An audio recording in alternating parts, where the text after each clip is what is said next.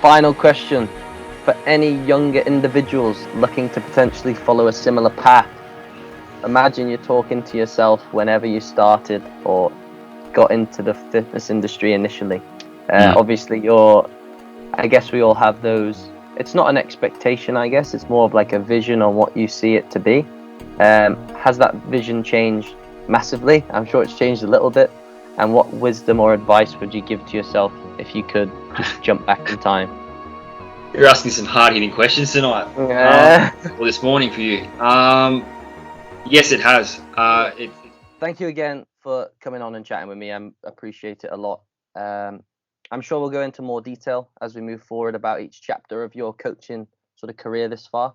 But just to build some context for anybody watching, Brendan has an extensive experience in strength and conditioning, also in a variety of sports, from badminton and netball to working with the Western Jets Football Club and to more recently the Queensland Reds.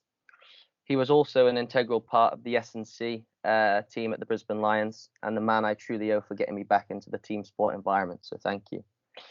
Brendan and I crossed paths during my time out in Australia, and I was truly thankful for the experience he gave me with the Brisbane Lions Academy. It's a block of life I definitely won't forget, so thank you. No, James, thank you, and thanks for having me on. And mate, first cab off the rank, so no pressure, but looking forward to a nice little chat, mate, and just catching up and seeing how you're going as well. Yeah, that'd be awesome. So let's get straight in. I guess we start with, what's your journey in strength and conditioning look like so far? I know we touched on it briefly, but a little more detail. Mate, you really done your research there. It's going back a bit. I've actually forgotten about some of those things early days, but I suppose based on what you were talking about before, if we take it back to the early days when I was finishing up uni, I actually started off doing an internship with Badminton Australia. That was a long time. That was probably 2012 or so. That was my last year of uni. And I was also interning at the Western Jets Football Club. For guys that don't know, in Australia, the Australian rules footy is a huge sport, and particularly in Victoria. And at that time, the under-18s competition is a huge thing for guys coming through the system into the AFL system. So Western Jets is one of those teams that actually a lot of young developing players go through before they get into the Australian Football League and professional football. So going back to uni, I did an internship with those two organisations. I learned a lot.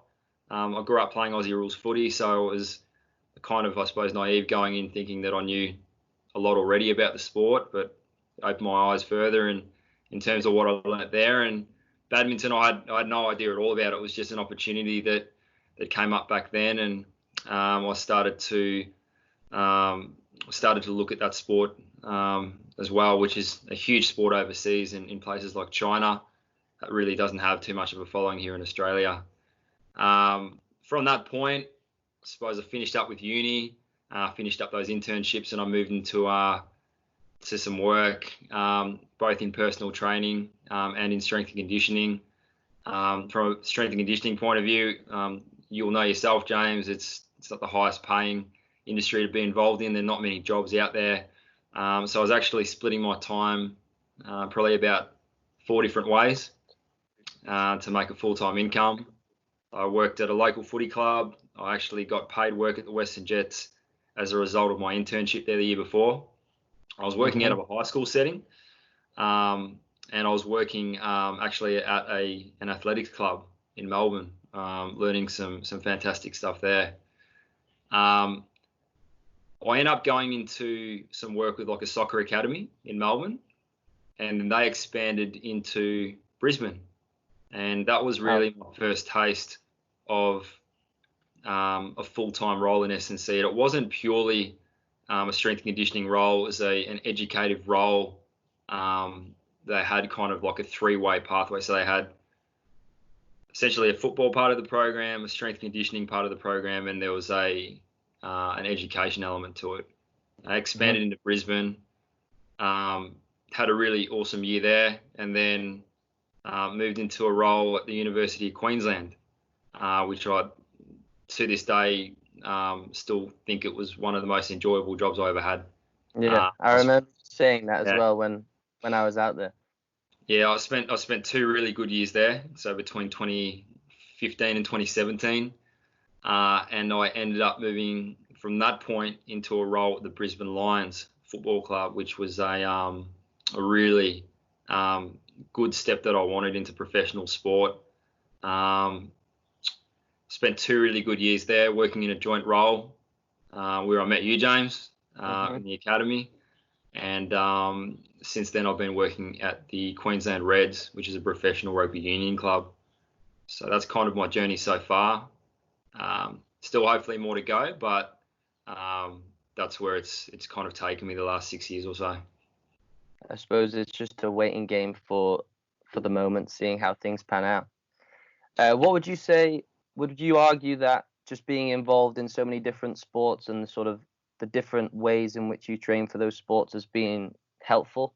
I know a lot of people sort of tend to get into the S&C role that they played, or the sport they played, which is obviously the easiest pathway. But what's been sort of the biggest learning block for you from each phase, just with all the variety of, different training? I've learned a hell of a lot from each sport. Quite a lot of those sports I wasn't involved in competitively. So each one of them provided a really, really good learning opportunity. Going back to working in that high school setting early on and getting a really good taste of what was happening in that environment. They had a really big football program at that college, but there was a huge basketball program there as well. So learning a lot about that sport early on, the physical demands of the sport, the culture within the sport itself, taught me a lot. Then moving into football, which again is a sport that's massive, huge overseas following, just isn't huge over here in Australia. Learning new things there as well. But I probably learnt the most, again, I'll come back to UQ and learning from those sports, because it was a big strength and conditioning coaching role with essentially 3 squads, and that was rowing, swimming, and rugby. The coaches within each sport were fantastic, but they all were so completely different in how they did things, and the squads themselves were completely different as well. So what I learned from that environment for 2 years was that the way that you communicate with athletes, you've got individual athletes in sports like swimming. Yeah, they're a part of a greater squad, but there's also this kind of culture that they're very individualized in their programming, in how you talk to them and how you actually bring them up through the sport as well. When you compare it to a team sport like rugby or Aussie rules or football, which I know you've been a part of before, it's completely different. Culture is slightly different, especially for rugby, right? Everyone knows. Totally. So I suppose early on I was a little bit skeptical about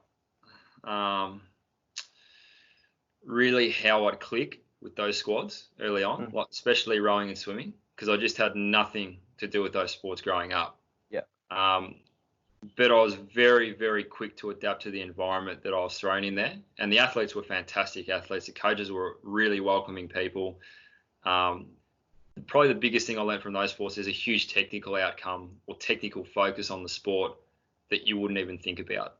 So essentially in those sports, you're more of a strength coach, not a conditioning coach, but you're more of a movement specialist to an extent too. And you're assisting the coaching staff in getting what they need out of those sports and those athletes. So, each one of those sports taught me something slightly different. But in terms of being able to adapt to each one, I think the biggest thing that I found that was similar across all of them was you just treat athletes as people. And you're able to get your message across to those people. You're able to get the message across to the coaching staff, and see what they want, and then you're able to produce a good outcome as a result of it. So I think stripping back the sport and what it is, and not having to worry about the technical aspects or anything like that, just treating it as trying to understand where the athletes are coming from, understand what their personalities are like, and understanding the sport and learning a lot about the sport made it a hell of a lot more enjoyable than anything I've ever been involved in. Like stripping it back down to like the specific needs, like irrespective of, you know, everything else, like what is the athlete trying to get better at, full stop. Correct. And each athlete, you look at each sport and you see a lot of S&C coaches looking at the sport and going, oh, you know, let's refer back to rugby just for the sake of it. Oh, you know, a back rower needs this, a front rower needs this, a fullback needs that. And they're really generic qualities that they look at. And you kind of go, well, how do you know that that person needs that? Is it something the coach has said? Is it something that you've kind of looked at yourself and feel they need? And it's always like, oh, no, just because their position requires them to do it. Yeah. But you might have a front rower who might need to actually, let's use an example where, you know, front rowers need to be big, heavy players. They're able to hold that scrum up. You go, yeah, it's fantastic. Maybe they're at the right body weight. Maybe actually stripping them down in weight is going to be more beneficial for their performance. Or you might have, you know, a fullback, or you might have a winger. And you go, oh, wingers are meant to be super fast. They're meant to be super lean. They're meant to be, you know, great ball carriers across the line. You go, yeah, that's fantastic, but maybe this winger needs a little bit more size for their outcome.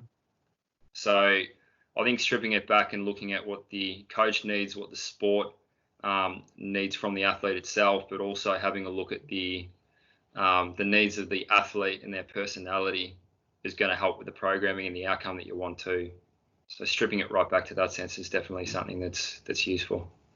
So I know a lot of teams have, well, again, in rugby, have sort of a specific game plan in which, you know, they have a strategy they want to play.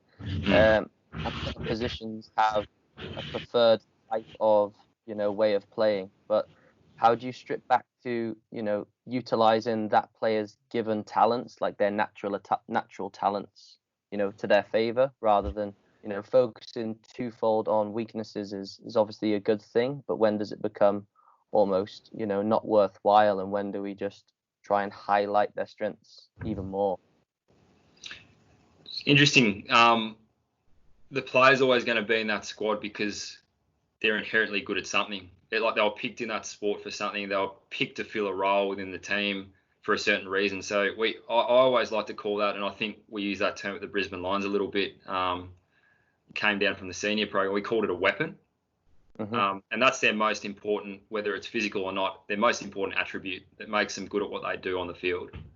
And then we call areas of growth, or I just said it then, like their weakness is their growth area. Yeah. So ideally what you want to do is you want to have and know exactly what every single player's weapon is, and then what their growth area is. And without, and this is what I see a lot of guys do, without having to worry too much about bringing up their weakness or their growth area, you want to make sure you hold on to that weapon, because that's the reason that they were picked in the first place. Yeah. So if you can find a really, really good balance of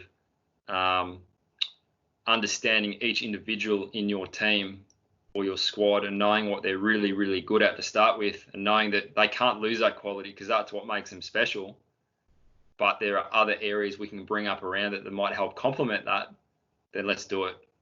But if it's you don't want to you don't want to knock off what gave them leverage in the first place, essentially. Absolutely.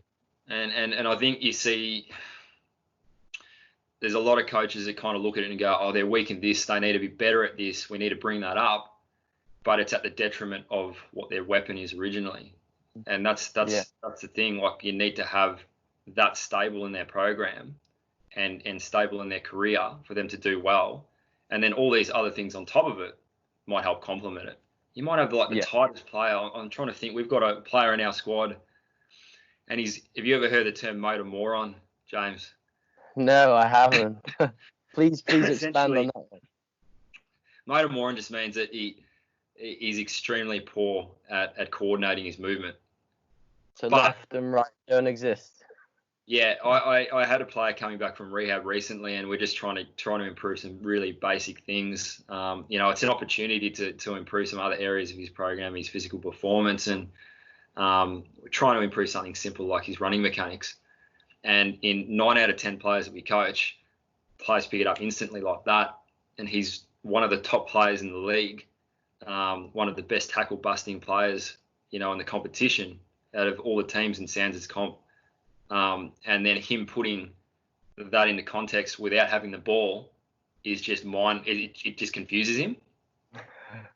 Yeah. So that, along with how tight he is as well, are things that we try to look at bringing up. Do we bring them up? Probably not as good as we wanted to in the time we had. But maybe it's those things that actually make him inherently good at what he does in the first place. And you always kind of go, oh, we can change this, we can change that. And if they did this, imagine how good they'd be there. But you really never know. No. No. It might actually be taking away from something else that they're doing that makes them good at what they do currently. So you got to be careful with it. But I see a lot of guys definitely in sport, elite sport, junior sport, whatever, going, oh, yep, they're really weak at this, we need to bring it up. But it's always at the detriment of what they're good at. So they just need to balance that out better.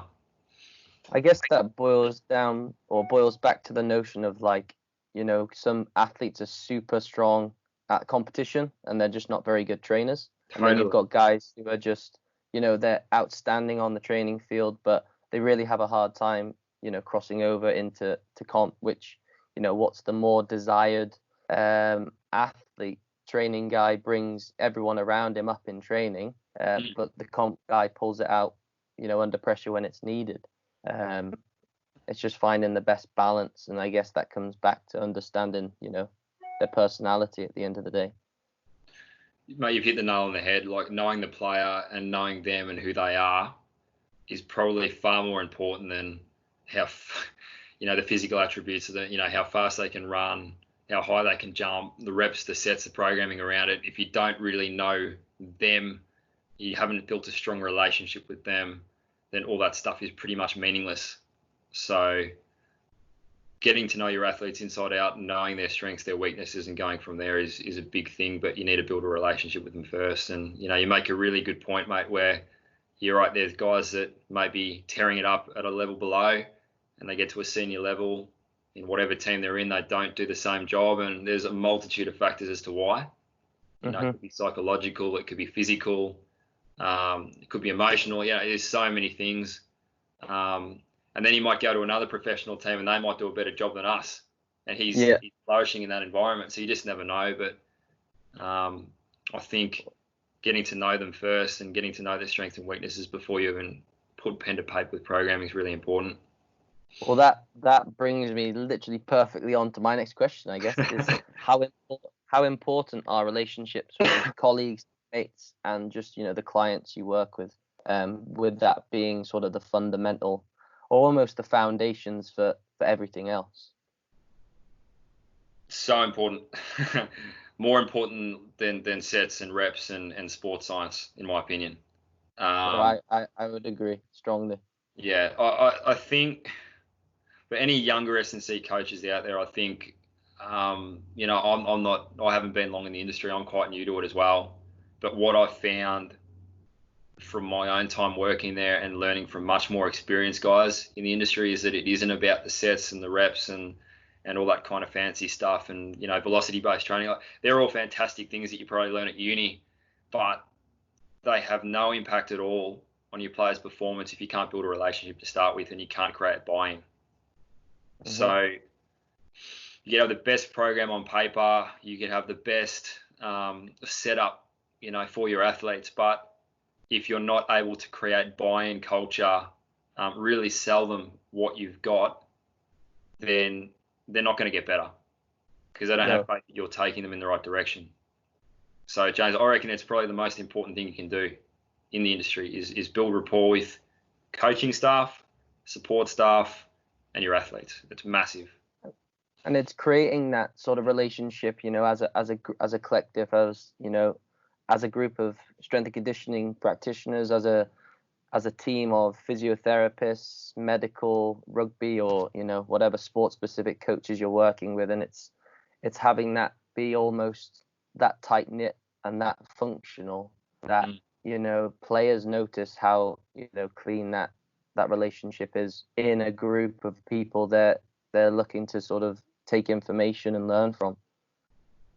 Totally. And you'd find it in your own environments. Like, athletes are very quick to pick up on, whether or not you align with the rest of the staff or whether or not you even know what you're talking about in the first place. They're very quick to read in and see that from the start. So having that relationship with your coaching staff, having that relationship with your support staff and your athletes is important in getting the message across that you need. So from your personal experience, what would your sort of best ways to build relationships be? Would that just be, I guess at the heart of it is being like truly you, but is that having something in common with players, just understanding, or just being there to listen to what they have to say and actually see it from their point of view? I think it's a bit of everything, to be honest. Everything that you mentioned is important, and naturally, I don't know. I find it quite natural to be able to click with a lot of the guys that we've got in our environment at the Reds. I don't know if it's just the Reds environment that we've got and the athletes that we have, but I find it really enjoyable to work with a group of developing young guys. Like we're the youngest team in the competition at the moment. We've got a handful of 29-year-olds, we've got a handful of 25-year-olds, and we've got a lot of guys that are under 23, 22.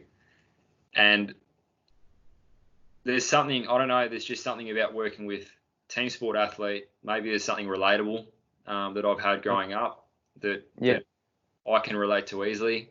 They're wanting to achieve things, I'm wanting to achieve things. The banter's there, like you would know. Which is important, massively important, and it's extremely important. Rugby lives it's on that. something I don't know. I can't really explain it. It's just something that seems to come natural from me in that area. But I think that you need to really you need to do all the things you spoke about. You do need to take the time to understand where they're coming from, because you think of a squad of 38 to 44 athletes in your squad. They're all different. That you can group them, and they can be, whether it's personality traits or whether it's physical attributes, you can still group them, but they're still their own person individually. Mm-hmm. So I think just getting to know them early on is really important. And I think what the Brisbane Lions used to do really well, that I think it was carried through the Reds when we were there with when we first started off, was I had a lot of really good player interviews early on. And that's just getting to know them on a personal level. That's got nothing to do with their injury history, their training history, their goals, their ambitions in the sport. That was fed into it as well, but it was more so just having a coffee, making it informal and saying, what do you enjoy doing in your spare time? I think that what you've just said, super, super powerful. And I think a lot of people get carried away with, they're looked up to athletes, especially elite athletes. And at the end of the day, they're all human. And it's being able to treat them like just, you and I. They are. And you don't need to treat. I'm really, really cautious, I've found, of wanting to treat someone. It doesn't matter how much they're getting paid or how little they're on, or whether they're 10 years in the system or they're a first year athlete in the system. You want to treat everyone exactly the same. Mm-hmm. It means you want to treat them with respect. You want to be very strong with your ground rules, but it doesn't mean because, hey, I've got a Wallaby in my squad, I'm going to treat him slightly better than I've got, an under-20s academy player coming in. They're all going to get the same treatment. So I think you need to be consistent in that as well. But once you know the person, it becomes a hell of a lot easier to coach them. It becomes a hell of a lot easier to create buy-in and good culture. And if you're consistent with your message, like I said, with whether it's the best player in the team or the lowest paid player in the team, whatever we want to look at, if there's consistency across your coaching, your input, your rules, they'll respect you for that. So I think that's really important to set up. Yeah, I think coming in as, especially when you're a full-time member of the team and you're coming in, they want to see the same person every day. I think if you're coming in, we're all human. We all have slightly better days and slightly worse days. But, if you can be as consistent as possible and they see that as the real you, I think that also creates way more, positive relationships with different players. What sort of culture do you sort of aspire to create? I know it's a bit more or it's slightly easier to create culture from a strength and conditioning point of view in like an academy setup, just because of the contact time and the way things work. But what sort of culture do you try and create in the athletes you work with? One, a competitive one, but we just want that respectful environment. I always bring back the ground rules that I've got. Any of the squads that we've coached, and I think you're a part of that when you saw that, James, when we set things up with the Lions Academy boys. It's the same things with the Red Senior boys now. It's respect, and it always comes back to three things with respect. It's respect for the environment they're in, respect for the coaching staff, respect for each other. Mm-hmm. And then it's really important to relay that word back to what they feel it relates to. Because what respect is for someone might not be the same as for others. But we're talking on a global scale here and relating it back to those three areas. Almost kind of throw it out to the boys and go, boys, what do you think that means for you guys? But what does that mean to you? And let them actually come up with some of the outcomes for that as well, because it's going to hold them accountable, because it's actually them that we're throwing it back to. But I think setting those rules up early, I always say respect for the environment, respect to the staff, respect for each other. An example of that, this is just, off the top of my head, lots of strength and conditioning coaches set up rules around being in the gym on time, cleaning up after yourself.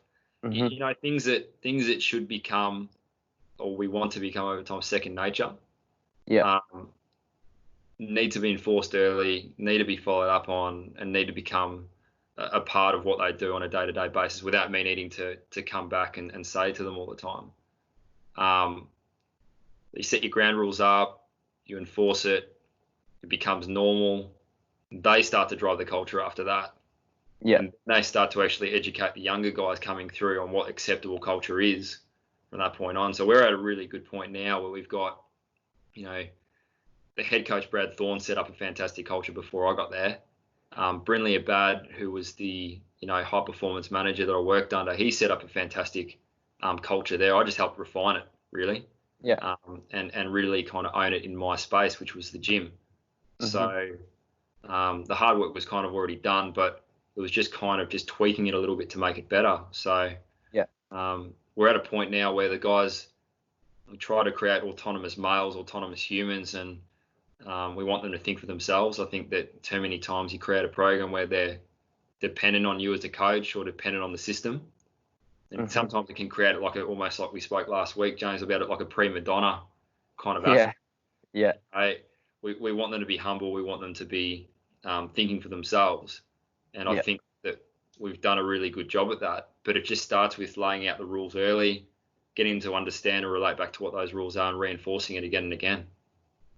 I think especially, the cleaning up, the putting weights away, it's almost irrelevant what you're doing, but it's just building the discipline, and it's building the courtesy, and it's building those underlying characteristics that, long term you want to get out of, especially if you're working with a younger player. It's not about cleaning the gym, but it's the moral values around cleaning the gym that you're trying to build in someone. Totally. And it's, you're right. It's not about just those tiny little things. It all leads back to, the bigger picture. And, for me, respect is a huge thing. So I'm very happy to have a group of guys that I work with in that setting that are extremely, diligent in doing that and enforcing really good culture among the players themselves without us having to keep tapping them on the shoulder and reminding them of what that really is. It's really good. So, well, again, perfectly led into the next block. So the similarities and differences between younger and more senior athletes. I swear you've definitely read these questions I've lined up here. I haven't. I swear I haven't. I haven't. I know, yeah. Similarities and differences between training younger and more senior athletes. So I guess you're trying to develop professionalism in the younger guys, but obviously training will be slightly different. But in terms of, behaviors and just general sort of culture, what differences or similarities lie between senior and, younger athletes? I think we discussed this last week with a bit of, a drip feeding over a block of pre-season, different things that are desired by, 10 weeks from now. yeah, that what you're alluding to there, mate, is you were a part of that preseason with the Brisbane Lions Academy, and it was fantastic having you there, and you were able to see how we had a series of, let's say we had six or seven things that we wanted to get done by 10 weeks, and whether they're an older athlete or a younger athlete, they need time to absorb that information, go and do it, and then refine it. So throwing those 6 or 7 things at them in one hit in one session wasn't going to get the outcome that I wanted. It definitely wasn't going to get the outcome that they wanted either. So I think knowing what you want really early on is important. Drip feeding it in really small amounts and then refining it. And with both junior athletes and senior athletes, that's the same thing. What I think is that, which you spoke about before, I think you've got much more potential to set up something really good and autonomous if you've got an athlete earlier on. If they're 16, 17 or 18, you can set up some professionalism and culture really early that's ingrained from that point on. So they're not entering into a professional level thinking that they're bigger than the sport, bigger than the athletes in the game.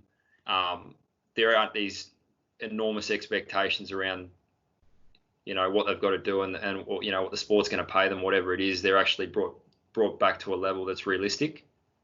And it's like maturation in trying to mature in a sensible manner and not try and get too ahead of where they are at. Totally. And there are some kids that probably think, especially in Queensland footy and Aussie rules, it's not an Aussie rules state. It's not a football state. It's a rugby league state. It's a rugby union state, but it's not an AFL state. So going from under 12s to under 16s or even under 18s footy in Queensland it's not easy. It's very hard, but there's a lot less people competing in that sport than in Victoria for a spot at that top level. Mm-hmm. So you might get through under 12s and go, oh, yeah, I went all right there, and I'll get to under 17s and I'm still going okay. Get to under 18s, I might make the AFL here the way I'm going. The reality is it's a lot harder to get into that sport in that state than in Victoria because of the amount of people competing in it. But I'd like to think that and you're part of that, mate. We set up a really good culture that allowed them to see, hey, footy's not everything, and literally, guys, there's going to be 3 or 4 of you that will be drafted, and that's all. In the whole state, potentially. Mm-hmm. You need to start looking at life outside of footy. You need to stop putting it in front of everything else. And we're there to grow you as a human being, not just as an athlete. So there's other things that we're going to help you with and hopefully make you a better man at doing and being. But to come back to your question, I suppose the difference between having a junior kind of junior athlete versus a senior athlete is you're able to, I think, establish a lot more with a junior athlete and influence them at a much younger level that'll carry through to when they're older. So if you can set up some really good principles with them, I feel that they're at an age where they absorb a lot of information at that age. Yeah. And I think it sets a really good foundation of who they are once they become a man. Mm-hmm. So if it's not to say that they don't get to a level above and they don't get that exposure when they're in professional sport, they will. But if they can experience it at a younger age and expect that is going to happen as they grow older, then it's done in a better way, in my opinion. Yeah. So and then it sort of takes out guesswork down the line as to we really need to focus them in on this, and you can develop and focus in on sport rather than how are we going to deal with this kid when he gets to 24, 25 if he's really sort of heading in the wrong direction. You really stamp it out early on. Not with everyone, but you can stamp it out early in a lot of athletes and bring them back down to earth and really create a better opportunity for them, but also for the environment they might be going into as well. So delving into a bit of what you're working on now, doing a little bit with general pop clients. What sort of crossover do you think there is in training athletes, the general population? Is there a direct crossover for some? Is there massive differences, or is it just a matter of the needs of who you're working with? I think it's the good thing about general pop is I didn't realize this early on because I needed to make a lot of money when I was growing Yeah. up. And, like I said, strength and conditioning when you're a young coach is not the highest paying role. No. So you're always looking for anyone and everyone to train outside of it. You want to keep in an industry that's similar to what you're doing, and personal training is almost a no-brainer for most strength and conditioning coaches that are developing. And you just take on people because you need the money, hmm and you get some coaching exposure. But I've been very fortunate. I can be selective now in terms of what I want. And I think, I had a really good chat with, the Academy S&C coach at the Reds, Jamie Youngson's his name. He's been in the industry for almost 15 or 20 years. Really, really good conversation about, whether this whole COVID-19 setup has produced, almost produced a thought with us that it's not wanting to just work in elite sport that is the be all and end all. Which I would have said happily 3 or 4 years ago. No, I want to be, the best in the industry. I want to be a high performance manager. I want to run a program. I still want to do all those things. But what I've realized since, this whole COVID-19's come in is that it's not the be all and end all. So, it's not as black and white as it used to feel. Like I have to sustain this sort of level of, or this position. Absolutely. It's an extremely volatile industry to be involved in. So having general pop clients in there, it's almost like a break, to be honest, from the hustle and bustle that is your day-to-day job. It's almost like a bit of a refreshing thing. What I think though that is really, really important is that you get a crossover in terms of the motivation of whether it's a client or athlete. What I said to you earlier on was that athletes, 90% of them are generally very self-motivated guys. They're very intrinsically motivated. Somehow there's a lot of S&C coaches that can relate to it. S&C coaches don't tend to be the best athletes. They just had to seem to be the hardest working people, I suppose, that just didn't have the talent to succeed in sport, but wanted to be involved in some other in some other way in the same sport. So I think that as long as you've got someone who is really passionate about achieving what they want to achieve, and it aligns with your personal, goals or your mindset, then you'll have a really, really awesome time doing what you're doing. What you find in the general public quite often is you have a lot of people that want to pay you a lot of money without having to write anything structured up, without having any accountability, and they're happy to keep coming back time after time again without getting any results, which for me is frustrating because I like the accountability and going, how can we measure something that allows you to get better? Or how can you put the heat on me by knowing that I'm doing a good job? Yeah. I like that accountability. I'm sure most guys do as well. It's what fuels me. It makes me motivated to do what I do. That's why I enjoy what I'm doing. I hate training people for the sake of it because it's like it's like an entertainment hour, rather than, we're working towards X or Y. Correct. And I know, mate, you'd be the same. Like, I saw your Instagram, you're doing, I think it's 200 kilos for 5 reps or 6 reps, which is very, very impressive. You would have had an outcome you were working towards. You would have had a system in place to get there. And, the end result is as a result of all the hard work and the structure you put in place. As long as you've got a client in the general pop that is like that, then you're gonna enjoy it, whoever they are, whether they're 85 years old and they're coming back from hip surgery, or they're an elite athlete. So I guess it's just the personality of, it's almost just being a bit willing, regardless of the level relative. It's not about lifting the heaviest weights, moving the fastest, or being a savage at endurance movements. It's purely, I want to improve this, whether that's just walking up the stairs easier, or whether that's throwing 200 kilos up. If they're willing, or their personality demonstrates the buy-in, then I suppose that's what you look for in a gen pop. Yeah, literally like you said, any it could be as little as, I want to be able to walk around the block 5 times without getting puffed. I mean, you Hmm. go, well, that's something that is very different to what you'd be training in an elite athlete in terms of Yeah, fitness and outcome. But hey, they've got a desired outcome that they want from your training sessions. You can structure a training plan to it. You've got an outcome you can measure. They get the result. You're going to feel like $1,000,000. yeah, exactly. So Especially like, and almost it runs a bit deeper with Gen Pop when they do achieve something like that, because it's not about sports or performance or, no, no, it's about like health and life almost. it is.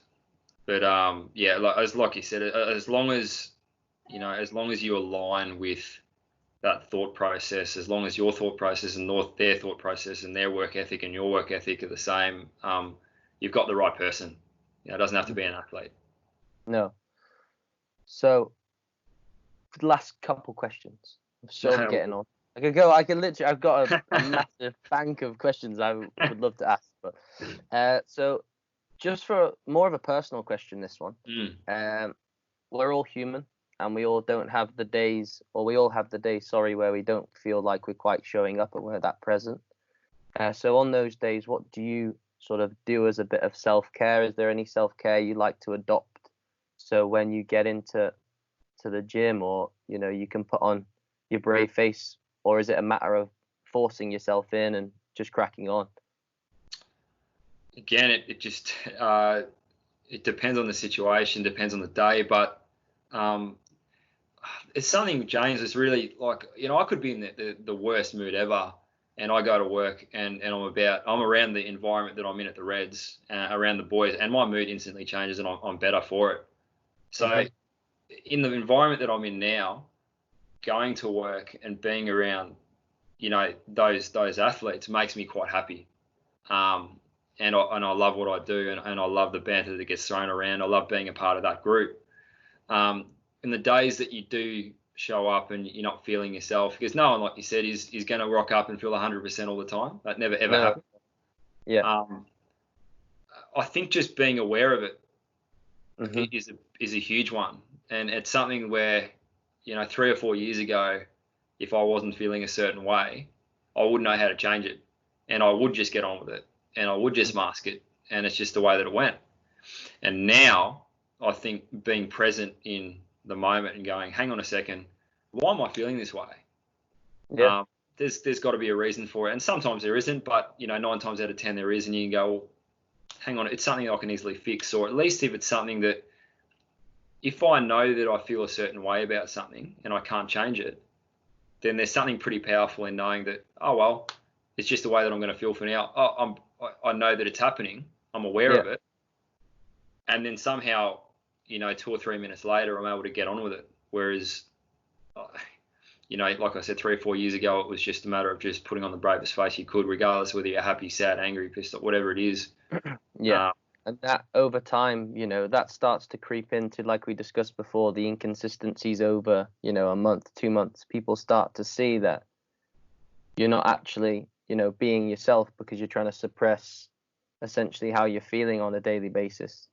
But, controlling the controllables, like you'd tell any athlete to do in a game, control what you can control at the end of the day. And if you can fix it, have a go. Totally. And I know you've been involved in, a few S&C coaching roles as well. And the one that I'm in now, I'm very lucky to have, a group of guys that they understand completely that you're human just as much as them. Mm-hmm. So you the coach, they know you're not going to be on every single day. It's impossible. You're not a robot. No, yeah. Yeah, and they're quite understanding of that as well. And it comes back to building those relationships we spoke about earlier and having that rapport with them. And it might be sometimes of actually, you do go in and, to be honest, I know you're going through some similar stuff too with, there's a lot of uncertainty of what your role's going to be post this whole pandemic. Like, are you going to come back to a full-time role? Is there going to be money there for you? Is your role going to be there when you get back? It might not be. There's a little bit of uncertainty there. And cool thing about it is, because you've built that relationship with the athletes, you built that rapport, and they understand where you're coming from. A lot of them are in the same boat. you kind of feed off their energy as well. Yeah. And they do make you feel a hell of a lot better just with a few, non-related, non-rugby related, non-sport related conversations. And you No, feel just, treating each other as you would out of that environment. 100%. Yeah. So, last 3 questions. What are the resources that have helped you get better at coaching, which are completely unrelated to anything fitness or coaching? Ooh. I did have a think about this. I didn't know this was going to be a question, but I did have a think about this just in case you did throw something like that in here. Completely unrelated to coaching. One of them is definitely a book called, I think it's called The First 2 Hours. Let me just double check that. The First 2 Hours, and it's by Donna McGeorge. And I travel back and forth. My family, a lot of my family and my friends are actually originally from Melbourne, and I've been living in Brisbane now in Queensland for the last 5 years. So I've had to do a lot of travel and go to airports. Every time I go to an airport, I tend to buy a new book just to read on the plane. I'm not really into getting Netflix out and listening to music. I want to read something. I've got 2.5 hours to do it in, there and back. So this book was pretty much a lifesaver for me a couple of years ago, because you just feel like you're always working in this industry. You're always on. If you're not coaching, you're doing stuff at home. You're doing analysis of the session you just did. You're preparing for the next day. There's a sports science element to it. You just don't feel like you can unwind or switch off. So this is a great book that helps you actually compartmentalize your day based on essentially what you've got for the day, and how to actually structure your day based on the tasks at hand coming up. And it essentially splits it up into like the first 2 hours, the middle 2 hours, and the last 2 hours, and then taking full opportunity of when your brain is at its most active to create or to finish tasks at their best. And I was just, even to this day, like even now knowing that and what it involves, you get all your important stuff done those first 2 hours of coming into work. You try doing those tasks at the back end of the day when you've done all your coaching. It's 5 o'clock in the afternoon. You will not get them done in the same way, the same quality, or the same speed that you want to. I just remember this would have only been a month ago, and I just didn't have time to do it. The next morning I had to get it done that night. I just remember putting some programs in for our rehab guys, and team were going, "This is incredibly hard to do right now. I've only got 2 programs to put in. Why is it taking so long?" Wake up the next day, it's in within 30 minutes, like easily within 30 minutes without even having to blink. So that's a really, really good book that I've found just helps to break up and take advantage of when your brain is I suppose, most, most active and most, most open to different tasks throughout the day. So I'd highly recommend that one. So the other one, just using time more effectively and to your advantage, rather than just feeling like, it's almost like the notion of quality over a quantity is not always, or it's considered, quality is key. So using 2 hours rather than spending a fatigued 8 hours on the same thing. Exactly. And even like an example for a lot of us, it probably don't have to be on, email too often, being a strength and conditioning coach, but there are a lot of emails that get sent around internally, whether it's from medical staff or the head coach or whatever. Knowing when to respond to them, and knowing that if you don't respond immediately, the world's not going to end, is important. I think we think as soon as we get one, we need to be on, the blower back to them and saying, yeah, we'll get back to you straight away. Well, it can actually wait till the next day, or it can actually wait till later in the day. You've got more important tasks at hand first. So it's a really good book that helps you compartmentalize your day to make you most efficient at different parts of the day. Second book, there's 3, isn't it? Another one, Tim Ferriss, The 4-Hour Workweek. Fantastic book. It's been around for more than 10 years now, I think. It's just a fantastic read. It pretty much just whether you're working for yourself, whether you're working for a company, whether you're working in our industry, whether you're working in something completely different, it's relevant to everyone who has a job. And it's just a book that I just remember putting it down and feeling so empowered as a result of reading it, going, this guy's a bloody genius. Again, it comes back to how to compartmentalize, your day and make yourself more efficient. It starts off that way, and it delves so much deeper into what can make you, I suppose, the most efficient worker within a company. But then also moving away from that into what you're going to do post time working within a company, if you choose to go down that path, whether you become an entrepreneur, whatever. How to best enjoy your life as well. Like an example is, if you don't enjoy watching a movie that you paid money for, he waits for about 15 or 20 minutes, and then he goes, oh, this is crap, I'm walking out. I'm not wasting the time that I've got on earth watching the rest of this movie. It sucks. It's not going to get better in the first 20 minutes. See you later. So there's a lot of really kooky and interesting things I picked up from that, but really relevant things as well that I've been able to apply the last 2 years to my role in S&C. And now probably more so to my time working for myself as well, in private coaching. Yeah. Any young coaches too, have a look at that.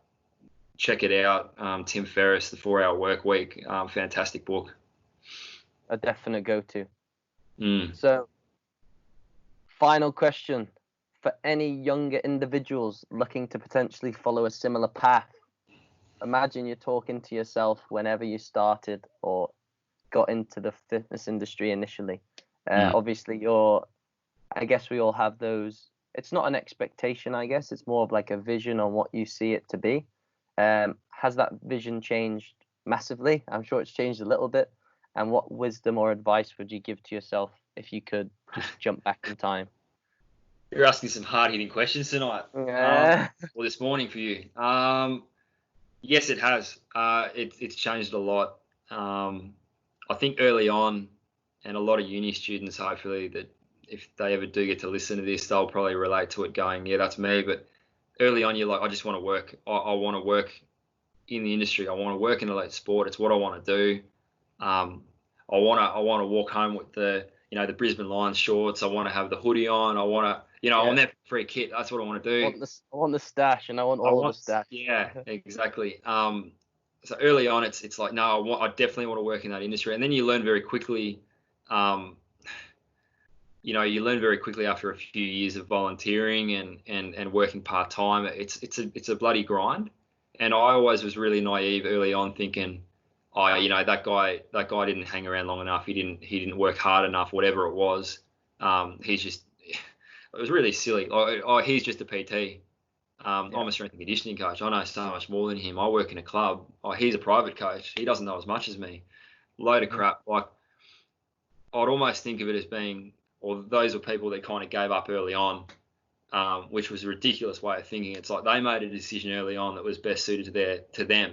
And for some of those guys, it was a really smart move, because they had the freedom to run whatever they wanted and make their own money and do what they wanted to do. Where I was probably still working on a base salary of 40 grand a year or something. So you move into that kind of stage where you get a taste of what it is, and you do, like, S&C is not a job that you go into because of the money. You just love doing what you do. And I'm sure you can relate to that. And then you get toward the elite end of the spectrum. You start to work in an elite setting, and you start actually earning some decent money. And it probably took, like I said earlier, this COVID-19 pandemic, this whole lockdown, the effect it's had on elite sport, to really make me realise that there is more out there than just working in an elite environment in an elite team in sport. For me to be happy. I think as long as you're doing what you're doing in any industry and you're enjoying what you're doing, then you're set, You're making the money that you need. You're well off in that space. You're comfortable there, but you're also rocking up, enjoying what you do every single day of the week, regardless of what you do, whether it's an elite team, whether it's a high school, whether it's personal training, whether it's totally unrelated to our industry, if you are doing what you enjoy doing, you've done a fantastic job. So fulfillment runs deeper than, a job role. And I thought it didn't. I thought it didn't early on. I thought fulfillment meant working as a high performance manager in elite sport. And don't get me wrong, I still do want to work towards that. But I've definitely noticed that it doesn't mean that, it means that if I don't get there, I'm not going to be, in tears because of it. Or I'm not. It's a lot of S&C coaches think that it's like they attach their job to their identity. Mm-hmm. Not their skill set. Like, they've got a hell of a lot more to offer. Like, there's a lot of guys out there that did a sports science degree and go, I'm not going to do personal training. You go, why not? Like, I'm above that. Yeah. What are you talking about? Like, you've had 4 years of uni. You've had all this experience. Why not offer your skill set to a different population? As long as you're able to align your values with that of your clientele, you're going to enjoy what you do. Mm-hmm. But I've just met so many coaches like, that's me. And they're the ones really right now, James, that are struggling the most with it, to be honest. They're the ones that are like, if I don't do S&C, what am I going to do? Mm-hmm. That's all I know how to do. It's all, no, there's a hell of a lot more they can offer. They just don't realize it. So I suppose to answer your question, yes, it has changed a lot. You don't need to be working in an elite setting to be happy with what you're doing. As long as that alignment is there with your core values and what you do, you're going to have an absolute blast doing whatever you do. So that's awesome. And honestly, like, the perspective, this whole thing, I hope's been a perspective shift for a lot of people. And thank you for your honesty and owning that. I think a lot of people, they almost fear the thought of potentially accepting the fact that elite sport isn't the absolute gold standard of everything, and that it's okay to take a step back, but potentially actually taking 2 steps forward by doing that. No, 100%. So, if anyone would like to get into contact, where can they find you? Impossible to find a photograph online. I'm a real grandpa with this. I don't have an Instagram account. Well, I do have an Instagram account. I don't know how to get into it. I'm not fantastic on Facebook. I'll check my emails very sporadically. Listen, they can definitely email me. I'll send that email through. But they can give me a LinkedIn friend request, and we'll see what we can do there as well. I'll just say that you know James, otherwise I won't add you. Say it was through this, basically. Yeah. I've got to get an Instagram up and running. That's what I've got to do. I might make that a 2021 thing if I can eventually get there with it. But honestly, like I said, the whole sort of idea behind this podcast was, the fact that I've met some really awesome people and I want to share their little story. So I think you've got a lot of good stuff to give. So it'd be a waste if you didn't get it out there, because it is the currency of the 21st century, social media. So I need to give it a crack. Definitely. Well, thank you very, very much. I think we're just over an hour on that, which I thought we were going to run much more, but that's good. Good stuff. So thank you for everything. No, thank you, James, and fantastic work with what you put together. And I hope that you're able to really get some fantastic people on this, like I know you will, and grow this further, and hopefully it takes off really well and we're able to educate some younger coaches, more so younger coaches in the industry about what we do. Fantastic.